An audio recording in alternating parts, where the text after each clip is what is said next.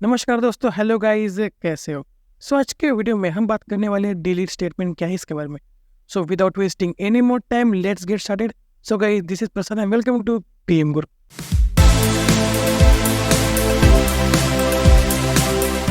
तो what is delete? Delete statement is used to delete existing records in the table. मतलब कि अगर आपको टेबल में से किसी रिकॉर्ड को डिलीट करना है तो हम यूज करते हैं डिलीट स्टेटमेंट का। बहुत ही आसान है, बट यहाँ पे काम होता है कंडीशन के हिसाब से। मतलब कि कंडीशन सेटिस्फाई होने पर ही वो रिकॉर्ड डिलीट होगा। कि ड्रॉप, ट्रंकेट एंड डिलीट तीनों अलग अलग चीजें हैं, तीनों को एक मत समझना, ठीक है? दोनों अलग अलग चीजें, तो इनके बारे में हम अगले वीडियो में बात कर रहे होंगे कि drop versus truncate versus delete. Okay, तो ये डिलीट स्टेटमेंट रो बाय रो रिकॉर्ड्स को करता है डिलीट, रिमूव। ओके, तो इसका सिंटैक्स देखो तो डिलीट कीवर्ड, डिलीट स्टेटमेंट, उसके बाद फ्रॉम, उसके बाद टेबल का नाम, मतलब कि जिस भी टेबल में से आपको रिकॉर्ड को करना है डिलीट उस टेबल का नाम, उसके बाद वेयर, उसके बाद कंडीशन। मतलब कि यहाँ पे अगर कंडीशन सेटिस्फाई होती है तो ही वो रिकॉर्ड डिलीट होगा, ठीक है? अगर मैं एग्जांपल लूँ तो अगर आपको ऐसा रिकॉर्ड डिलीट करना है, ओके, डिलीट फ्रॉम, टेबल का नाम है हमारे पास एम्प्लॉयज, ओके, फिर अगर मैं कंडीशन लगाऊं, अगर एएमपी नंबर है 10 लाख, 1 लाख, 10 लाख, तो उस रिकॉर्ड को कर दो डिलीट। तो जहां पे भी एएमपी नंबर 10 लाख होगा वो रिकॉर्ड डिलीट हो जाएगा। ये स्टेटमेंट कंडीशन को सेटिस्फाई करने वाले रिकॉर्ड्स को ही डिलीट करता है, ठीक है? तो अब देखते हैं इसका प्रैक्टिकल एग्जांपल। ओके, तो देखो हमारे पास एम्प्लॉयज नाम का टेबल है जिसमें बहुत सारे रिकॉर्ड्स है, राइट? बट मुझे पर्टिकुलरली इस वाले रिकॉर्ड को डिलीट करना है, तो वो मैं कैसे कर पाऊंगा वो एक बार देख लेते हैं। आते नीचे मैं यहाँ पे करता हूँ डिलीट, उसके बाद फ्रॉम, उसके बाद टेबल का नाम जो यहाँ पे एम्प्लॉयज, ओके, बातें नीचे मैं यहाँ पे डालूंगा वेयर क्लॉज, वेयर, उसके बाद कंडीशन में डालिए है कि एम्प्लॉय नंबर अगर 10 लाख है तो उस रिकॉर्ड को कर दो डिलीट, ठीक है? तो ईएमपी नंबर अगर 10 लाख है,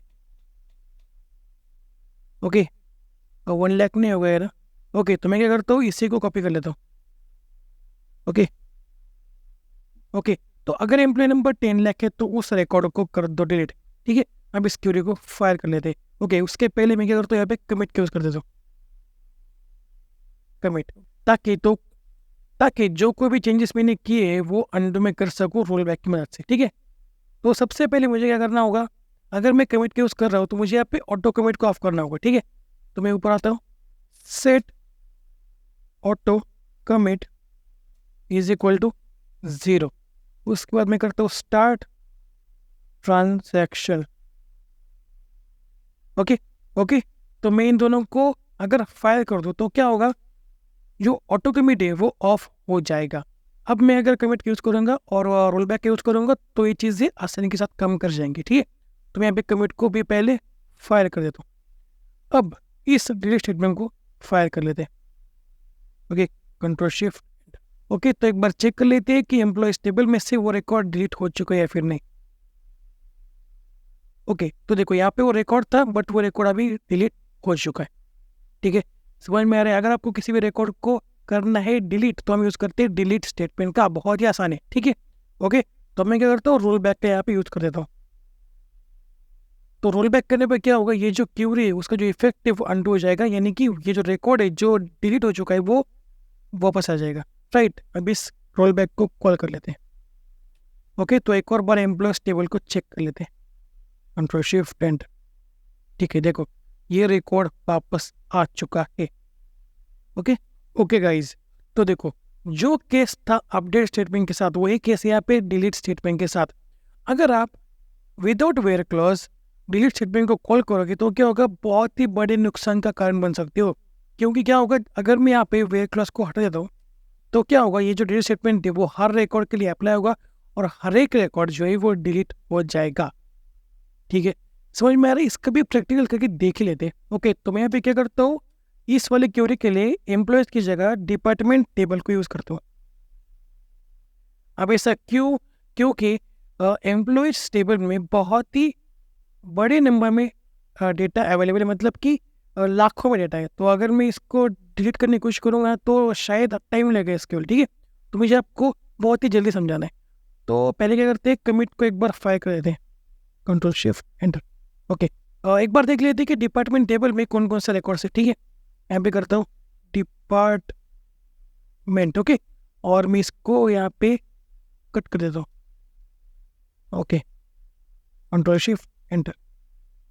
ओके, यहाँ पे डिपार्टमेंट से, ओके, कंट्रोल शिफ्ट एंटर, ठीक है।